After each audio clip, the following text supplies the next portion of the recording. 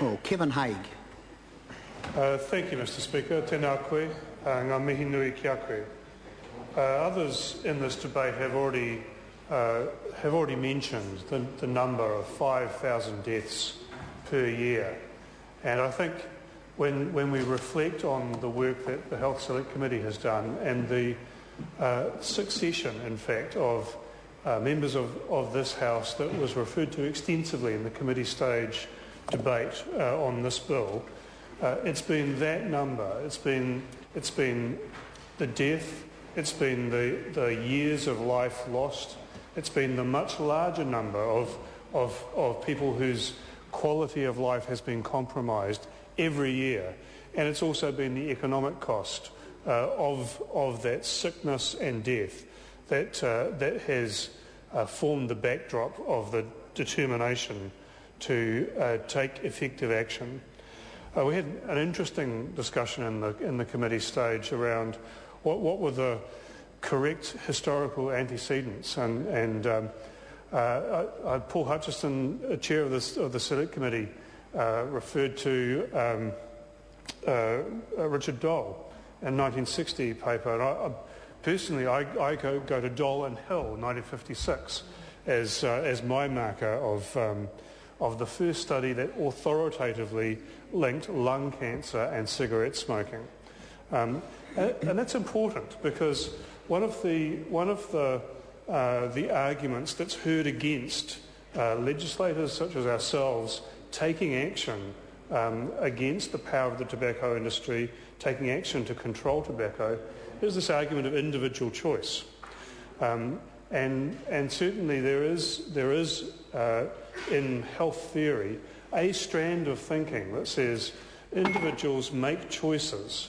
And I link this back to an even earlier date, 1776, Adam Smith and his Wealth of Nations, where he actually sets out a philosophy, in fact, a philosophy that says individuals consider the benefits and costs of potential courses of action and then choose on a rational basis the one that has the best balance of benefits and costs.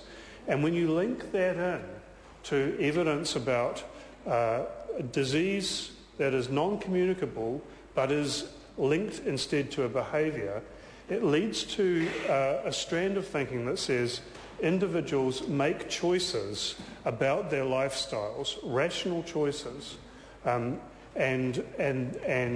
therefore it's not up to legislators to step in, to interfere with those.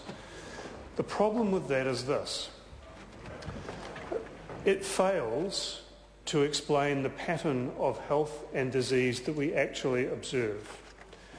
If the pattern of smoking, cigarette smoking that we see in New Zealand were explained by rational choices, then something truly extraordinary would be going on, because the rates of smoking amongst Māori, amongst Pacific Islands people, amongst poor people, are very much higher than the rates amongst those who are relatively better off in society, amongst those who are relatively privileged in society. We could only conclude that smoking and all of the tobacco-related disease that's associated with it is effectively a disease of marginalisation. And what that says, sir, is that a model that's based on the idea of individual choice fails to explain what we actually see. And a model that's based on providing people with more information so that they will make better choices will also fail. That is why we have to step in. We have to step in to address the environments that surround those marginalised populations. And coincidentally, sir, Paul Hutchison this morning hosted a breakfast here in Parliament for Sir Michael Marmot, who's formerly the chair of the World Health Organization Commission on the Social Determinants of Health. And Sir Michael gave a fascinating discourse on those environmental determinants. And I'd like to just in passing, say thanks to Paul Hutchison for hosting that, and to the New Zealand Medical Association who have been hosting Sir Michael's visit. Because what that theory sets out to do is to address the risk environments in which populations find themselves. The risk environments of racism, risk environments of poverty, of those social and economic inequalities in our society. So effectively, those environments and the environments that this bill seeks to address, the immediate environment of advertising and both on the internet and in retail stores, create a smokogenic environment. And this bill is a substantial step forward in addressing that. Ultimately, we're going to need to create that fair and just society in which those structural inequalities are addressed and eliminated. Ultimately, we're going to need to do that, and we need to work towards that goal.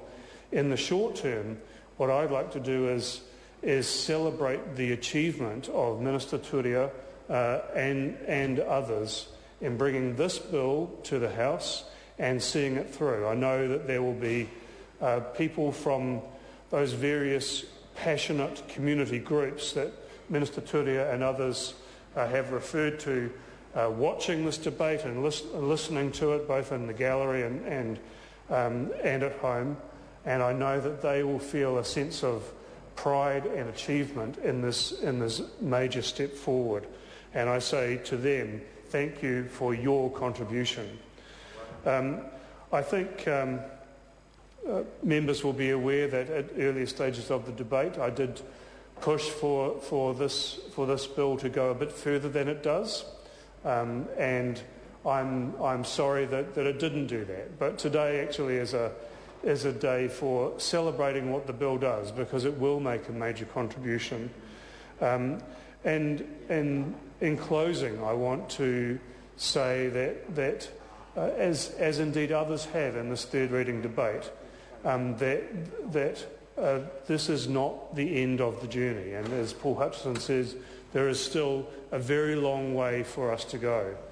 And I turn once again to the findings of that landmark inquiry by the Māori Affairs Select Committee and say, let us celebrate this achievement today, but tomorrow set ourselves up for the next step forward, that next step that will implement the rest of the recommendations of the Māori Affairs Select Committee. Kia ora tātou. Ko le Honourable John Boscowan.